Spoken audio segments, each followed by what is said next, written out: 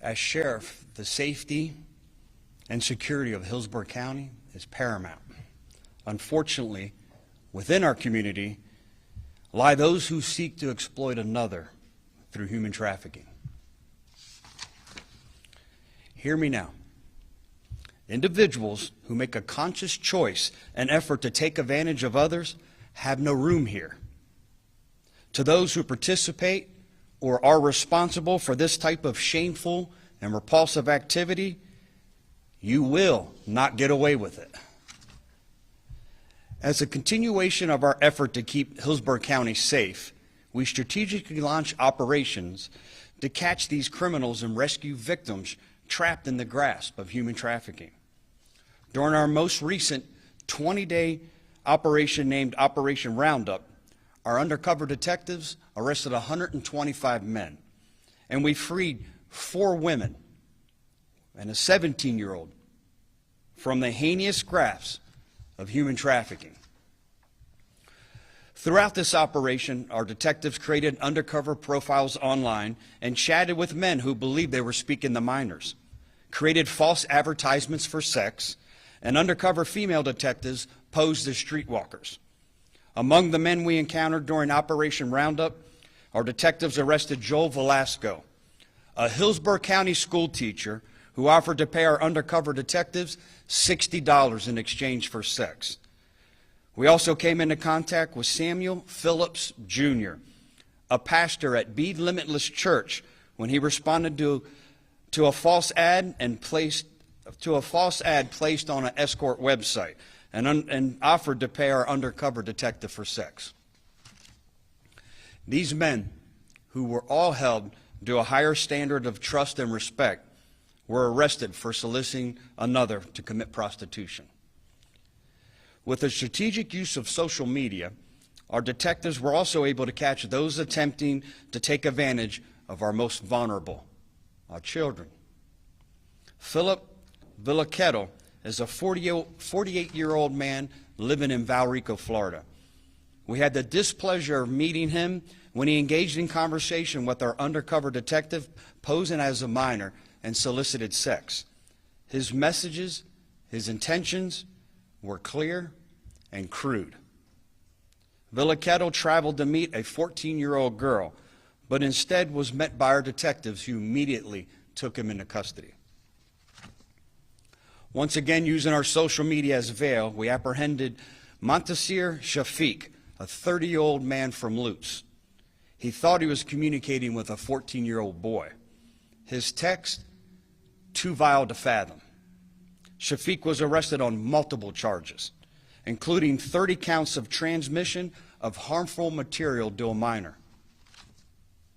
Although this operation inches near Halloween, a time where our kids will take to the streets seeking some safe, wholesome fun, our approach year-round is proactive and relentless. We have a strong team of dedicated detectives who work tirelessly to put a stop to human trafficking. During our hotel operation, we had made more than 1,000 contacts, many that ended when they found out that they needed to travel into this county. Our efforts are working. Those criminals don't want to come to Hillsborough County to solicit sex. Our work doesn't stop here. The goal throughout this operation and others alike is to reduce the demand, rescue those in need, and help guide them to the proper resources and help. This operation helped rescue 4 women and a teenager from the perils of human trafficking, all of whom were connected with Sail of Freedom, an incredible organization that provides support for human trafficking survivors. These 5 women now have access to the resources they need for a safer and brighter future. The only thing wrong with the number of victims is that we know that there are more out there. If you know someone or believe someone is a victim of human trafficking, please say something. You could be saving a life. You can report suspected human trafficking by calling the National Human Trafficking Hotline at 1-888-373-7888. Before I take any questions, Because of the unfortunate success of operations like this over the past several years, I have now created a full-time human trafficking squad to focus on reducing the demand and rescuing victims. To those detectives, as always, the ones who were not able to show and are behind the cameras, thank you. Thank you for your tireless efforts. We are beyond grateful for each and every one of you and what you're doing to keep our community safe. I'm now happy to take any questions. This full-time squad, how many people physically make up here? And are they drawing from other places and they come in when they're needed to do that and then back out with Great question. This is a full-time squad, and their entire focus will be focused on the complex problem of human trafficking. And what I mean by complex is it comes in many different forms and fashion. So they'll be focusing on streetwalkers by posing undercover. They'll be online focusing and targeting those who are preying on our children. At the same time, with the false advertisements on the hotel operations, those who are from here, those who want to travel to come here to have sex with another individual. So they'll be focusing on those individuals. They'll also be focusing on the education portion of it, and at the same time, the treatment part of it. Those women, those children who find themselves in the peril of human trafficking, being that conduit to help them get the resources that they need. And did you say how many people were? I believe it's 12. Yeah. Did this group already get started, or are they starting soon? They are. This is their first operation as a squad. We had them come together ever since after the Atlanta Super Bowl, when we saw how gruesome their efforts were there, and we knew we were 2 years away from the Super Bowl here. We immediately started launching these types of operations. The reason I commend them is because it's becoming more difficult. One thing that I'm extremely proud of is, and they always share with me, is if you're in Tampa, it's too hot. I don't want to come to Hillsborough County. I don't want Sheriff Chronister pointing to my picture on this board, which is a good thing. So it's become a little more difficult, but to still see these types of numbers, to still see the number of women that we're rescuing, I knew that we had to have a full-time squad, and we will continue this until we eradicate human trafficking here in Hillsborough County. Sheriff, I know sometimes people delineate between a prostitute and somebody who's being controlled. Was the 17-year-old or any of these women actually, do you know whether or not they were being controlled by somebody for purposes of human trafficking? Yeah, we suspect they're all being controlled. I don't think there's too many out there that choose this type of work. Some of them tell us that they are. Our goal is never to re-victimize a prostitute.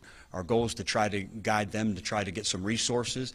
But that's the biggest obstacle. I've been saying this for almost 3.5 years now.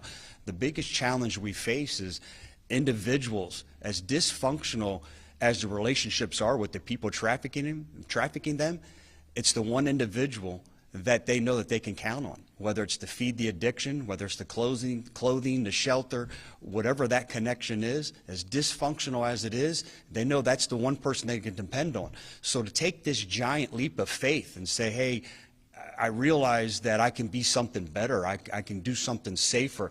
I don't have to be a product of my environment, whatever the cause may be. That's our biggest challenge, and that's why we've been focusing, working with groups like Created, Sail of Freedom, a lot of different non-government entities who do a wonderful job of, once they get in, providing them treatment for addiction, giving them a safe place to stay, providing them clothing, helping them regain that esteem that they need to be successful in life. The effort that was made before the Super Bowl and WrestleMania, obviously that continues. Today, beyond those big events that people warned us that this would be a magnet for this sort of behavior, was that because what we learned during that shows that there's still just vulnerability all the time, regardless of big events or not? 100%. We know that one thing we've learned is it's not just special events that create that human trafficking. You know, the need, to target that need and that demand. It's full time. I think we saw it more robust because we know individuals are traveling to big events like that because of the abundance of the opportunity to feed their perversions, and that's what these predators feed on. And you mentioned Halloween. Do you guys typically see an increase in human trafficking around the holidays coming up, or do you see any pattern with that? We haven't yet. It'd be irresponsible for me to say that. I'll be able to answer that in the next couple of months. But no, we've seen an increase during some of our big events, national championship, Super Bowl, WWE, a lot of big events here in Tampa. But one thing that we learned is the numbers are still here. The number of women, the number of children that are being targeted, the numbers are still here. I wish I could sit here and say that that's not the case, but it is the case. So that's why I'm extremely excited to announce that we have a full-time human trafficking squad that will focus on the demand and focus on keeping the youth in this community safer. Last question? Sheriff, you mentioned 30 counts of harmful material. What kinds of material is that? Pornography? Pornography, pictures of himself naked. Again, repulsive. The 30 pictures that he sent and the conversation that he had, what he felt was with a 14-year-old, telling him the things that he wanted to do with them and teach him. I can't even fathom. It's too repulsive to repeat. Thank you, everyone. Appreciate it.